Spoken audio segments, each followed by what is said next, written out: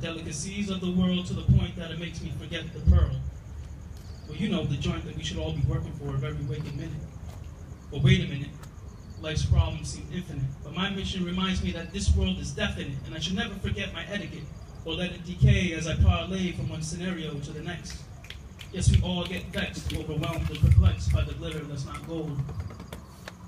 But of the gold that we hold that does not glitter, I remind myself that shine is something sublime that can turn bitter into sweetness. My iman is down, but I know I can defeat this, turn my life around if I so intend to. Can't waste any more time trying to bend to ways and then the scope of things are illogical. My mission is to try and overcome my psychological predispositions that are not of my fitra. Every time I perceive one coming, I duck. Man, what the fitna?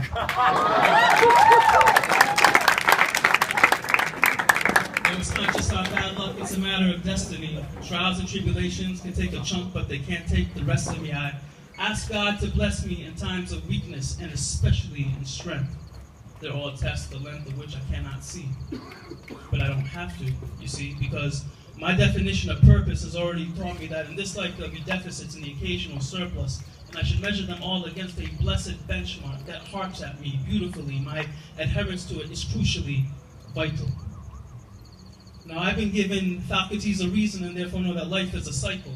And it's a form of treason to yourself to always be naming ignorance as your perpetual reason of defeat, albeit your name Michael, Muhammad, Mary, or Khadija.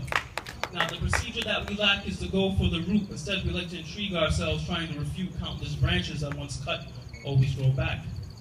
So I guess their importance can only be derived from the fact that they're growing from some kind of foundation. And so my elation stems from the subsequent verification of this matter, which has thus determined my path. No, it's not calculus that I blabber, it's just pure, simple math. I, no one or nothing else is an object of worship. To the contrary, I worship one whose face I pray to one day see, a reward for a lifelong endeavor to know that I've sought for, fought for, and achieved his pleasure, a treasure of untold fortune and success till eternity. I made it. I passed the test. No, it wasn't to get from primary to secondary. It wasn't the SAT, the GMAT, TOEFL, IELTS, or the GRE. It wasn't for an undergrad or a master's degree or even a PhD or any other certificate that next to it is an obsolescence. Ladies and gentlemen, I'm talking about the completion of a soul's journey back home. Back from the battlefields of good and evil, from where it used to roam, not an easy feat. In light of our present day situation. It's a realization often met with too little, too late. Woe to the ones who procrastinate and don't prepare. Woe to me. Some say that life isn't fair, but I like to disagree. I just think that we tend not to take these lives of ours seriously. I mean, seriously. Would you study literature for months on end just to eventually sit an exam in biology? Or would you, or would we, or would I do all that we could do to prepare ourselves adequately? Now, I'm not just talking about last-minute cram sessions just to regurgitate theoretical lessons that are mostly bullshit to me.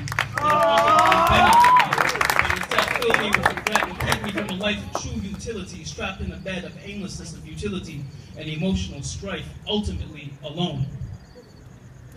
My mission in life, even if I get lost, is to find my way back to the path, get on it, and follow it until I reach home.